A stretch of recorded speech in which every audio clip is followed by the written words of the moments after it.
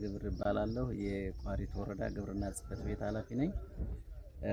ዛሬ የምንገኘው እንግዲህ በየዓመቱ የሚከበረውን የአረንጓዴ አሻራ ፕሮግራም እንግዲህ ዛሬ ለስምንተኛ ዙር በአገር አቀፍ ደረጃ የሚካሄደውን እንደኛ ወረዳ እንደ ቋሪት ወረዳ ዛሬ ሰኔ 25 የአረንጓዴ አሻራ ማስጀመሪያ ፕሮግራም በይፋ የጀመርንበት ቀን ነው። ይህ ሲሆን እንግዲህ እንደ ወረዳ እንደ አጠቃላይ በ9 ሞዴል ችግኝ ጣቢያዎች 19 ሚሊዮን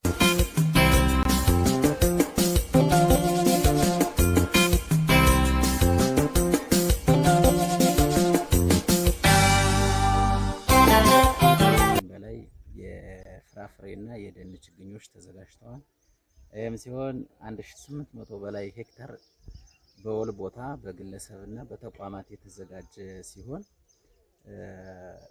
ይህንን በመትከል በዚህ ቦታ ላይ በመትከል ችግኞችን እንግዲህ ማህበራዊ ጠቀሜታና ኢኮኖሚያዊ ጠቀሜታ ያላቸው ችግኞች ተዘጋጅተዋል።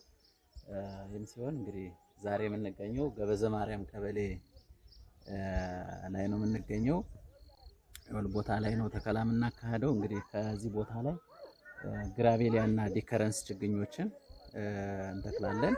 ይህም ቢሆን ከ3 ሄክታር በላይ ነው ስፋቱ። አጠቃላይ ከ30 ሺህ በላይ ችግኞችን እንተክላለን።